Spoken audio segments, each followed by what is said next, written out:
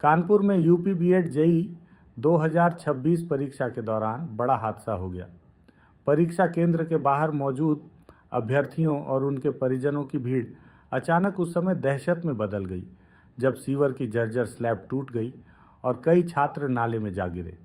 बताया जा रहा है कि 15 से 20 अभ्यर्थी इस हादसे की चपेट में आए। मौके पर मौजूद लोगों ने तुरंत बचाव कार्य शुरू किया और सभी को बाहर निकाला।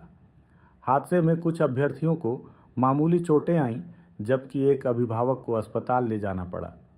राहत की बात यह रही कि सभी अभ्यर्थी समय पर परीक्षा केंद्र पहुंच गए।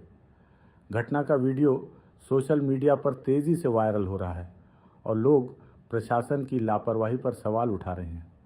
आखिर परीक्षा केंद्र के बाहर ऐसी व्यवस्था की जिम्मेदारी किसकी है? अपनी राय कमेंट में ज़रूर बताएं।